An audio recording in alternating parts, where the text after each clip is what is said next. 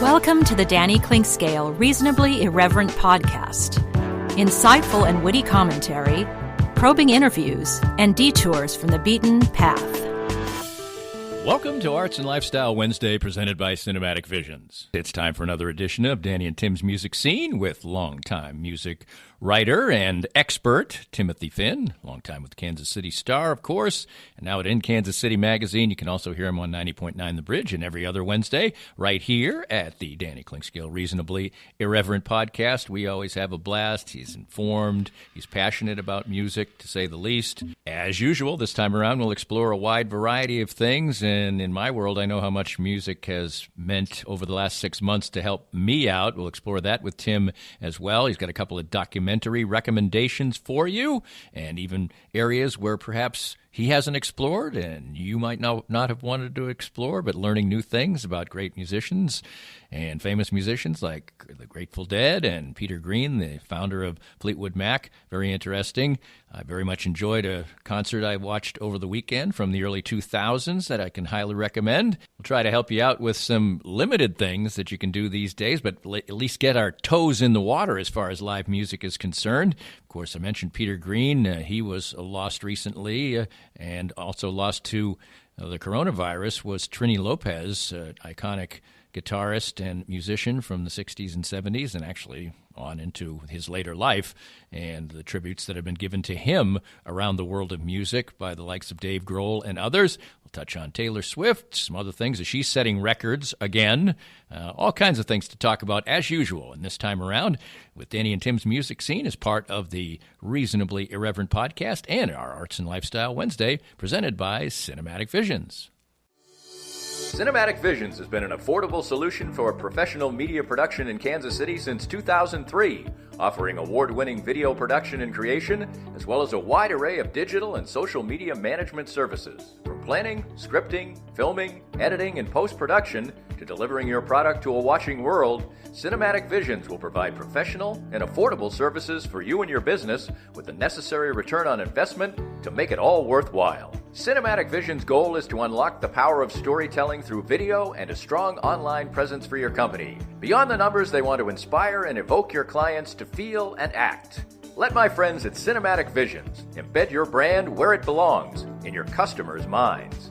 You can find them online at cinematicvisions.com or with a quick phone call at 816-600-6300.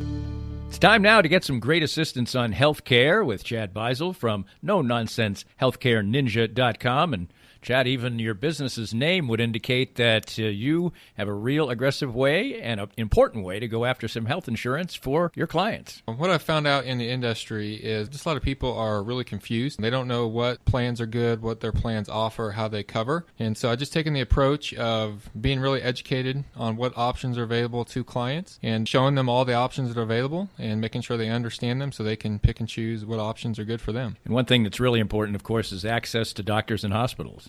Absolutely. That's become a big issue for a lot of people. Some of the plans out there are going to restrict those clients to where they can and cannot go. So if you live just outside the Kansas City metro, some of the counties outside, you may not be able to go to some of the hospitals up here in the Kansas City area. So making sure that you have a plan that's got doctors and hospitals and places you want to go is really, really important today. Learn more by visiting no-nonsense-healthcareninja.com and let Chad help you. I'm here with Tim Emerson, the owner of Emerson & Company. And Tim, give us an idea of the range of services that you provide from Emerson & Company. At Emerson & Company, we do credit card processing, payroll services. We do bookkeeping, merchant accounts like point-of-sale systems. What would you say differentiates you from other companies in the field, and what makes you special? I think what makes us unique is that we're a small local business making regional decisions on companies. We create a profile for the business and then put it out to our different vendors in a very competitive environment and tailor those needs to the specific business, which usually ends up in a great fit or great result for the company. And, of course, the idea is to save money, right?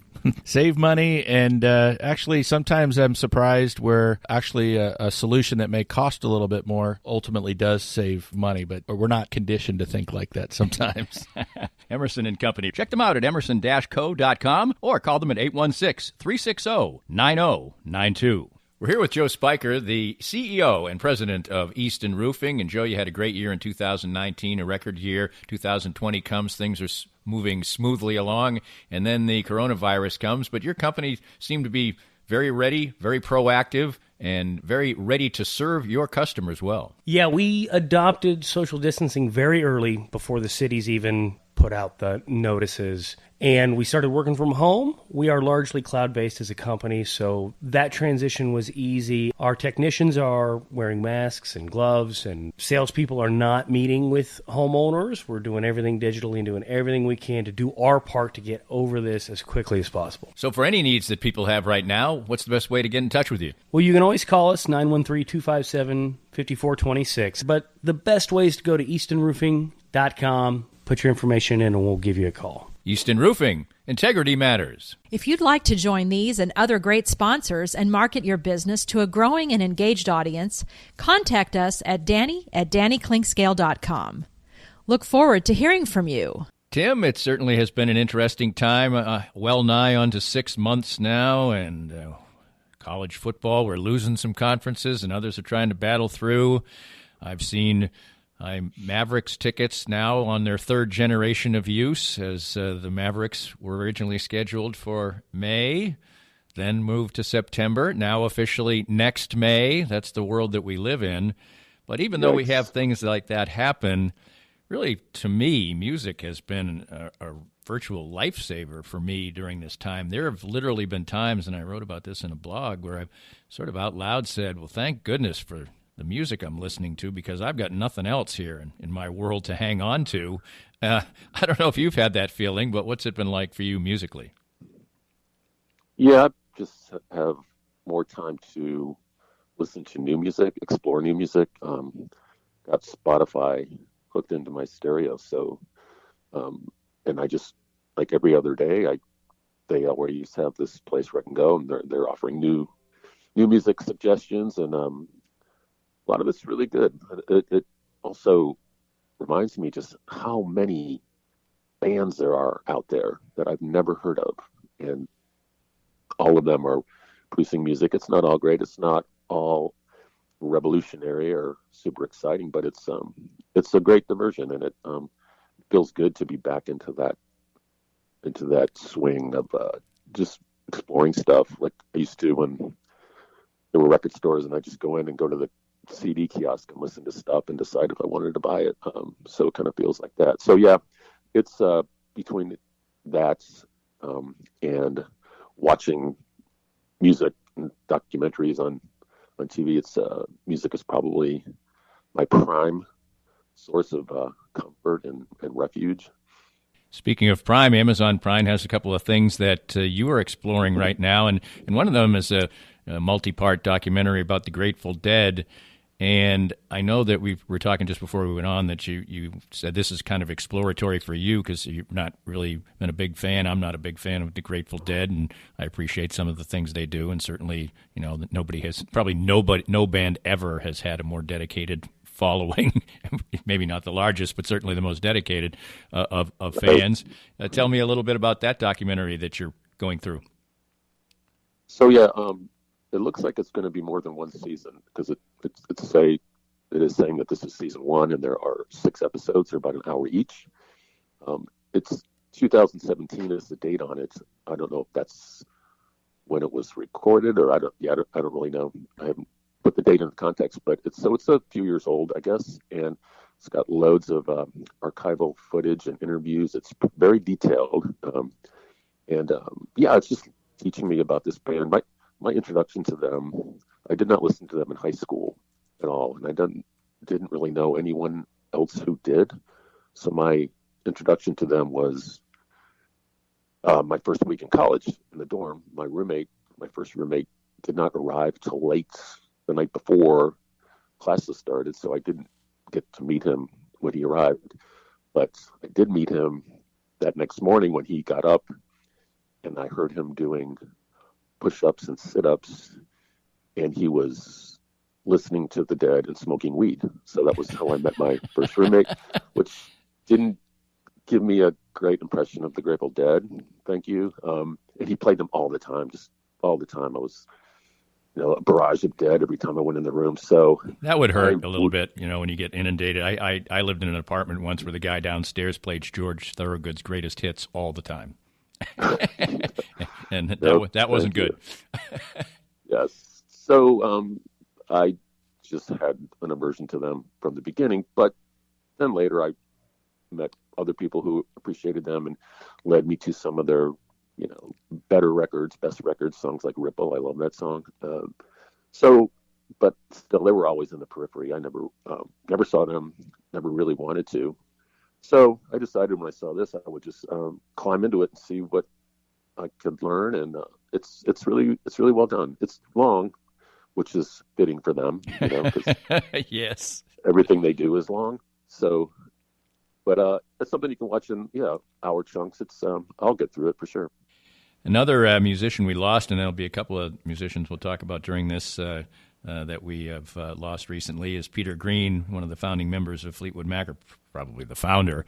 A band that, when he was in it, bears no resemblance whatsoever, basically, to the Fleetwood Mac that would become very famous. And you explored that documentary too. That would be a neat one, because I know Peter Green's name. When he passed away, I knew who he was, but I don't know anything about him really. Right. It's 2 hours long. I'm halfway through it. He had the unenviable responsibility of replacing Eric Clapton and John Mayall's in Blues Breakers. So, which at the time, that's when Clapton had been, ordained as God. So he was stepping into enormous shoes, and there was some resentment of him about that. So, but he managed to make a name for himself, to create a style all his own. And then he left the Blues Breakers because he had lots of other musical ideas in his head and wanted to explore them, and started Fleetwood Mac. What I didn't realize was that he gave the band that name before John McVie had joined the band. And his reasoning was, he figured, because McVie was resisting, he wasn't sure it was a real secure gig, how long it would last. But Peter Green decided, well, if I put Mac in the name, he'll eventually join, which he did. And he was just very much kind of shy of the spotlight. The first Fleetwood Mac record, against his wishes, they called it Peter Green's Fleetwood Mac. And he was livid about that. And after that, it was just Fleetwood Mac. But he just wanted to play and write his own music and be himself. And he also knew that he wasn't going to be in this band long, which is why he didn't want his name associated with it. And he wasn't. I think they put out 3 or 4 records with him. But yes, and then he went off on his own. And, of course, Buckingham Nicks came in and completely renovated Fleetwood Mac and eclipsed much of their earlier music. But he went off and, did some musical projects, got addicted to painkillers and tranquilizers, and suffered some bad times, but eventually came out of that. And I also learned that he's on Fleetwood Mac's Tusk record, which I never knew. And I love that record. He's on that song Brown Eyes. I think it's a Christy McVie song. So he kept associated with the band here and there. But really interesting guy. What a great singer, too. I never knew he was that soulful. He had that soulful of a voice, but really multi-talented guy, and kind of underappreciated, except within the music world, because, musicians and guitar players just love him.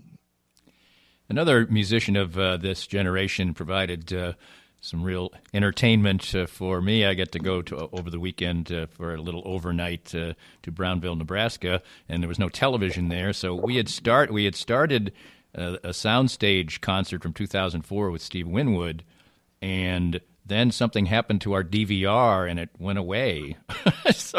But then I looked it up on my computer and we watched it on my computer. I don't often watch things on my computer. I'm not into that, although I watched golf on my phone for the first time on that evening also. Anyway, if people can dig that concert up from 2004, it's amazing. His voice is so unique and pleasant and soulful, as you would say, and the musicians with them are great. And I've told this story before. I went and saw Tom Petty and the Heartbreakers, I think the 2009 show, I believe, and Steve Winwood opened.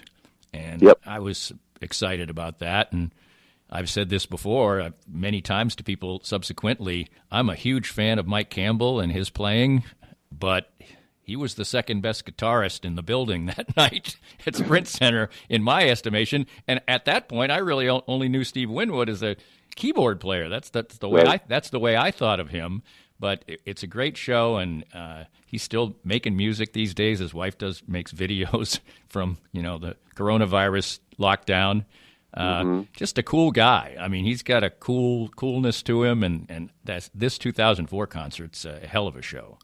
Well, I mean, he got started when he was like 14 or 15. Right. Just an absolute whiz kid.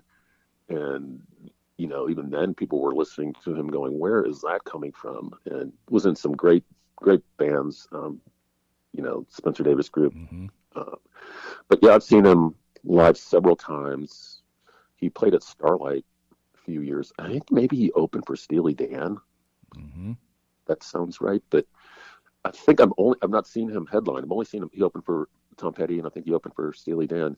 But 45 minutes isn't enough of his music for me. I could have listened to another 45 minutes. And yeah, he's just top notch, still in really good form, hasn't lost much of that voice. And I would love to see him do a full set at a small club sometime. Yeah, that would be great, and maybe we can get back. He's getting up there, even though he started really young. But he's 72. There's a lot of artists right now who are 72 years old and are still putting out a lot of music. I had a little Beatles topic, but I think I'm going to save it for another day because this might go on for about an hour. So we'll do that. But I'll put the germ in your head a little bit for a future time, and use this as a tease because now I've mentioned that we have Access TV and we don't know when it's going to go away, and we like to DVR a lot of things. So I always go through there almost every day and look for things to DVR, and I came upon a Wings concert rock show from one of their tours, and I was just like, nope, no need, don't need it, and it made me think of the Beatles' music together and apart. So put that in your bonnet, and we'll talk about it some other time. I'll contemplate that. As we wrap up our first visit this time around, always so fun that you and I were both going to go see some yacht rock a couple of weeks ago, and in keeping with 2020, it rained, and I guess neither one of us felt like a great experience. We didn't want to waste an experience sitting in a car with the windshield wipers going, listening to the radio. Yeah, and the rain that night was spotty, but it rained right through that showtime. So we were hoping maybe we could dodge it, but my wife and I just looked at each other and like, no, I don't want to go sit in the car and listen to the radio.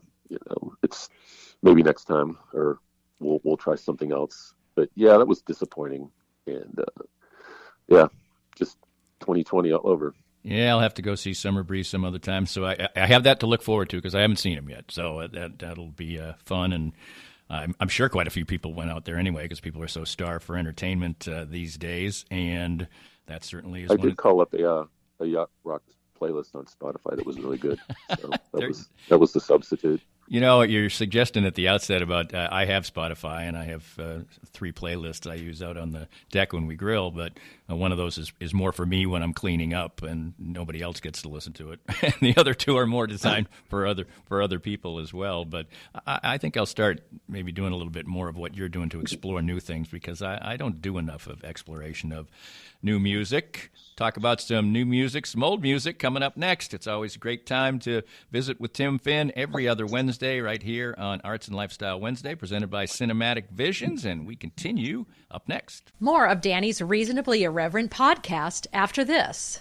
Most of us have experienced auto accidents, and it's no fun. And even less fun is trying to work on the insurance aspects afterwards and getting full value after an auto accident. I'm here with David Cowan from WreckExpert.com. And David, you have an unusual and important niche for people after an auto accident. We have a passion to teach car wreck clients what they deserve. Getting your car repaired only fixes the damage and the paint. Getting paid for your car's loss in value is called diminished value. Chances are you've never heard of this before because most people aren't looking out for you. We help people collect thousands to tens of thousands of dollars for their car's loss in value after the wreck. And if somebody wants to come to you for that, what's the original assessment cost them? We offer a free review of any insurance claim to see how we can help. You can't beat that. Great expertise and assistance in getting full value after an auto accident from David Cowan.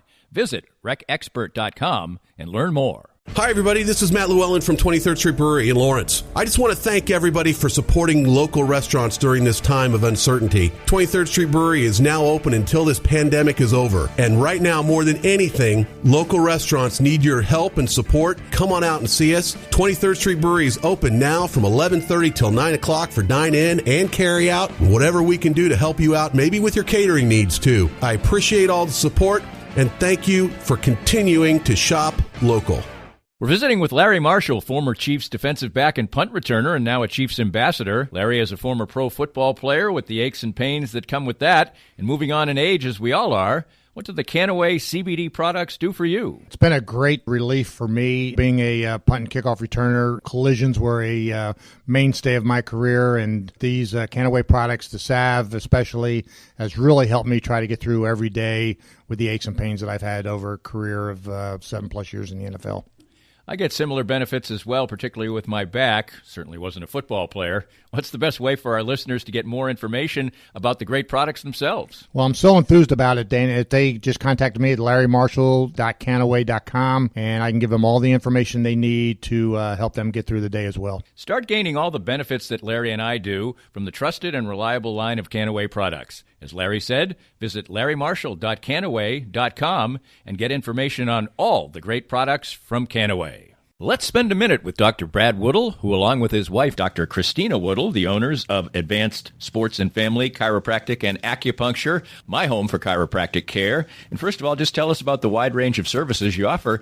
Danny, we offer comprehensive chiropractic, acupuncture, physiotherapy, and rehab. We do a very thorough examination, x-rays on site as necessary, and we have a full rehabilitation department, so we can help out with exercises, stretches, different therapies for the complex, but also the very simple conditions we treat. You have been deemed essential and have remained open all through this COVID-19 process. What are some of the things you've done to make sure that was the case? From the very beginning, in March, we started to make sure that we were cleaning and sanitizing with EPA-registered sanitizing products. We also implemented masks way before the state required them. We implemented a parking lot waiting room, took out half of the chairs in our waiting room, and made sure to space out visits so we could appropriately meet, discuss, and also screen patients to make sure we were taking care of healthy people. Find out more about Advanced Sports and Family Chiropractic and Acupuncture and how they can help you at asfca.com.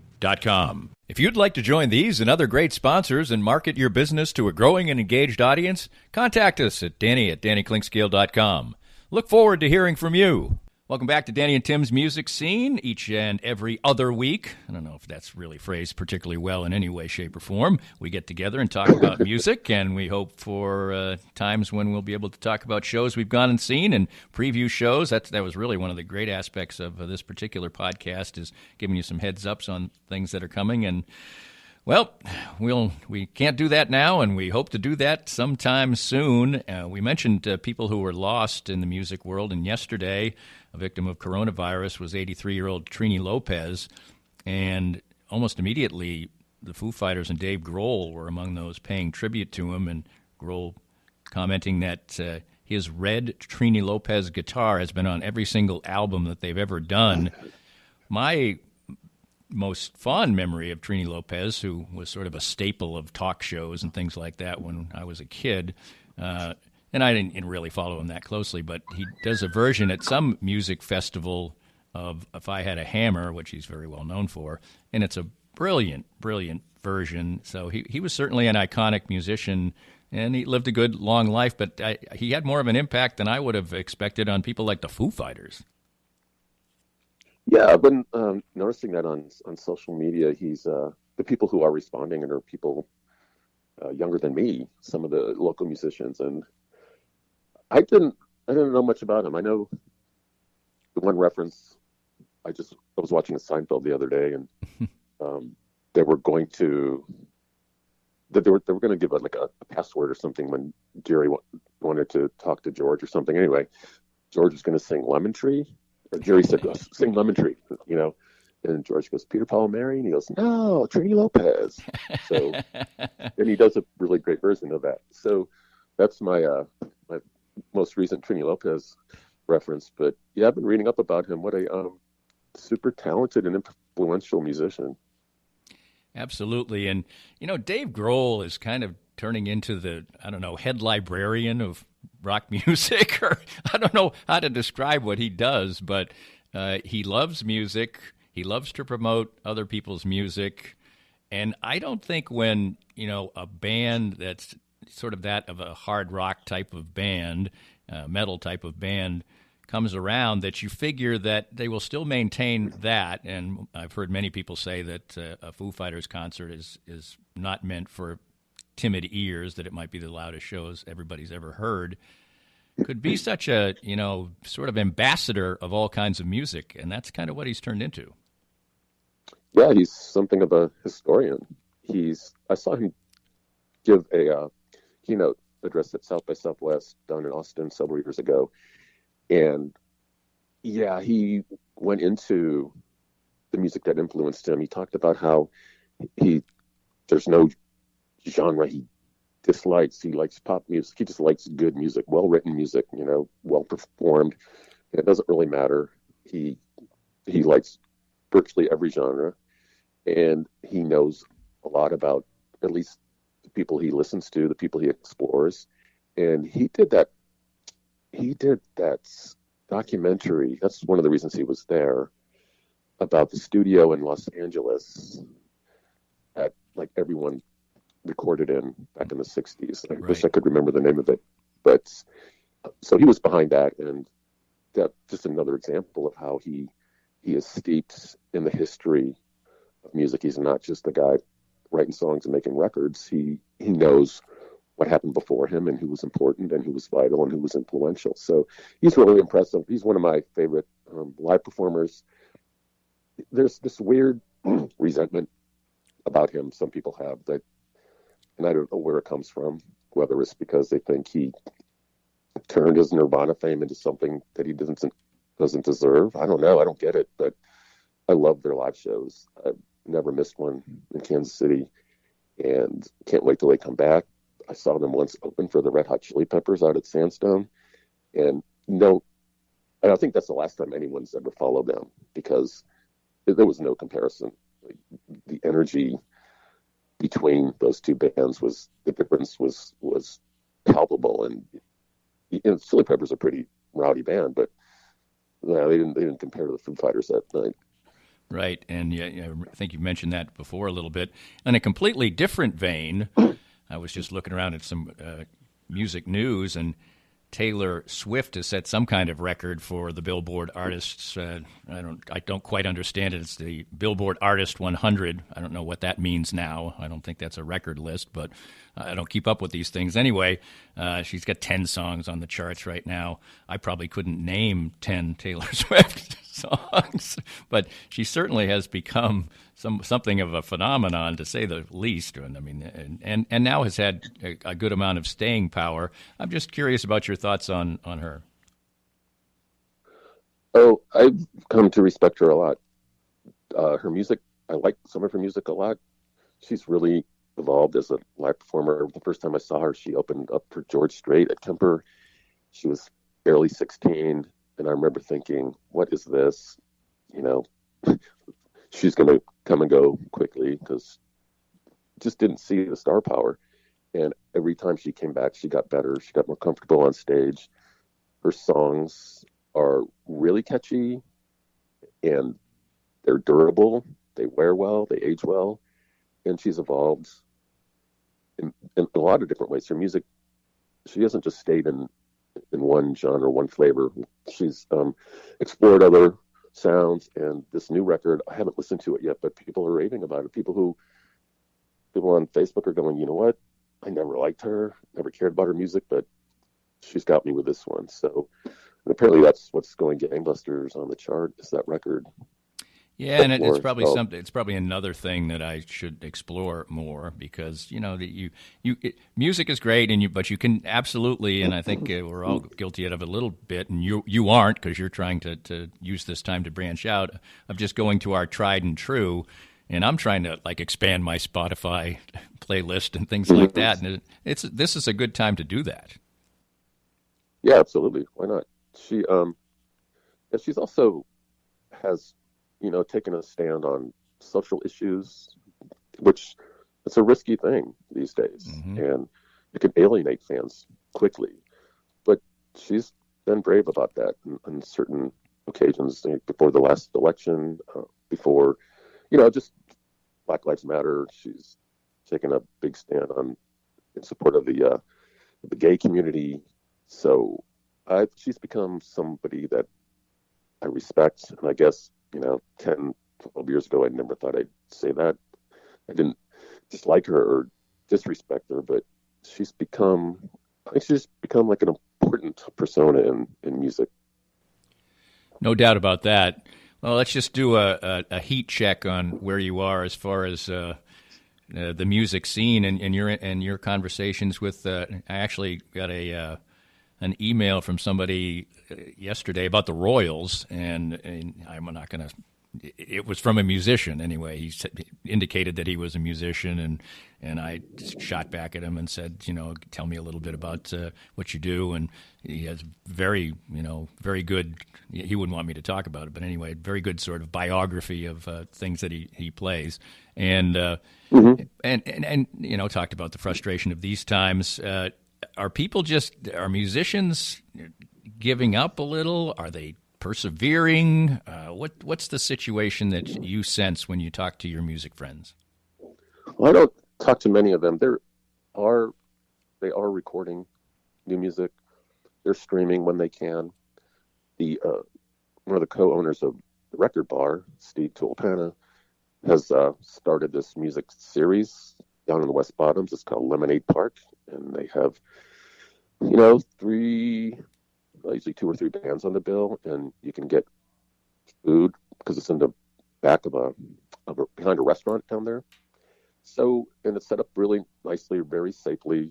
They only let in so many people. They've got 6,000 square feet, so people are distanced, and everybody's wearing masks except when they're eating or drinking. And he said it's gone really well. People are respecting the rules and respecting each other, and you could just tell people are just so satisfied seeing live bands and being out with other people. Not the same. It's not the same as being at Knuckleheads with 1,100 other people, but it's giving people an outlet. So there are attempts being made to revive live music and do it safely. That's one of them. If you go onto their Facebook page or just Google that, Lemonade Park. Lemonade Park, yeah, it should come up, and they've got shows scheduled like usually every other weekend, I think, usually on a Saturday, and got VIP ticketing, which is really great. You get your food and drinks, and you get better seats. But so yeah, it's worth looking at. I think we're going to try to go to one next month. There's one in September that looked good. But so yeah, I think people the musicians are starving for live shows. I mean, it's almost, not literally, but maybe some are, right. Or they're, because, and just kind of at wit's ends. I think everybody thought this would have passed by now, that would have been through this and on the other side of it. And nothing's going to happen until next year at the earliest. And another thing to look forward to, Record Bar is going to start a Kickstarter to help themselves stay afloat, and that'll be announced relatively soon. And I'll give them some money. I hope lots of people do, because between them and Knuckleheads, right, they just can't. Those places can't go away. That would be devastating. No question about that. And hey, look, right at the end, we got to do what we did all the time before the coronavirus, which is to give some people some tips. So Lemonade Park and then help out at Kickstarter for the Record Bar. And I hadn't been to the Record Bar too often, and I went to a couple of things right before the pandemic. So that was I was starting to experience something fun and new there. And we hope to. We had our wedding reception there a couple years ago, so the place is very dear to us. It was a blast. It was a really great room.